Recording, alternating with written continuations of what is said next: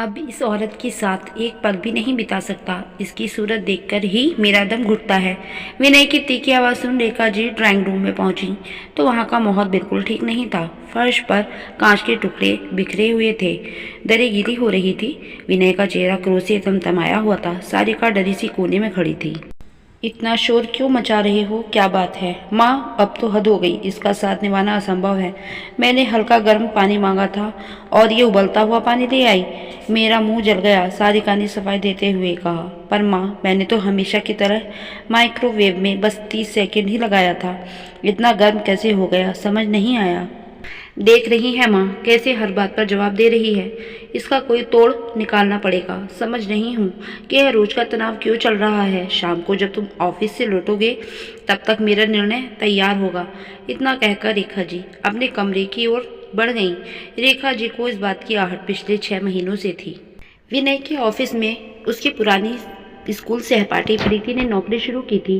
पहले पहल विनय ने उसे घर वालों से मिलवाया, यहाँ तक कि 2-3 बार खाने पर भी बुलाया। लेकिन फिर अचानक उसे घर लाना, उसके बारे में चर्चा करना बंद कर दिया। प्रीति अभी तक अविवाहित थी।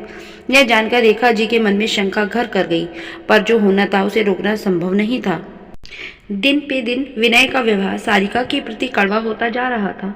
रेखा जी को पता चल गया था कि वह प्रीति के साथ समय बिता रहा है, साथ में घूमना फिरना शुरू कर दिया है। कुछ और भी ऐसी बातें उनके कानों तक पहुंच रही थी। सारिका, जिससे न सास की कोई कमी शिकायत थी न ही पति की, हैरान थी कि आखिर उसमें से भूल क्या हुई है।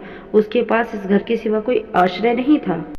मायके में केवल भाई भाभी रहते थे, जिनकी आर्थिक हालत भी मजबूत नहीं थी, और वह 2 छोटे बच्चों के साथ कहाँ जाती।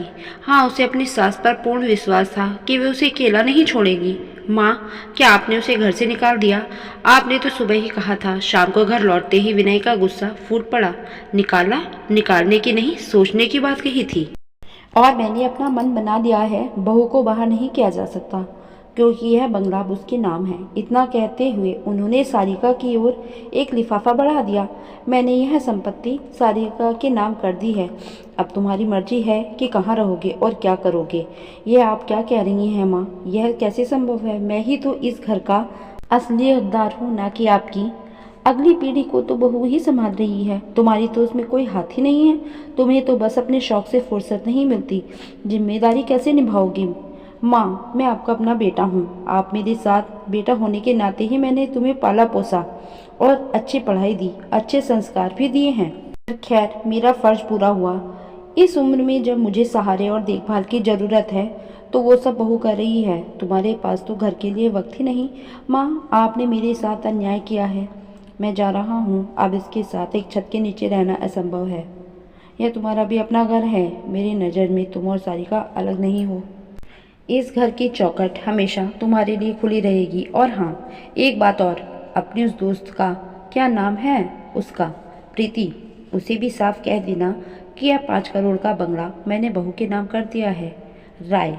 तो दोस्तों, आपको क्या सही लगता है? रेखा जी ने सही निर्णय लिया, अपनी बहू का साथ दिया। यदि इस तरह की हर सास को हो तो बहू दुखी ना हो। तो दोस्तों, उम्मीद करती हूँ कि आपको आज की कहानी पसंद आई होगी। यदि आपको कहानी पसंद आए तो वीडियो को लाइक करें, शेयर करें, चैनल को सब्सक्राइब जरूर कर दें, ताकि आपको आगे भी इस तरह की अच्छी अच्छी कहानियाँ मिलती रहें। धन्यवाद।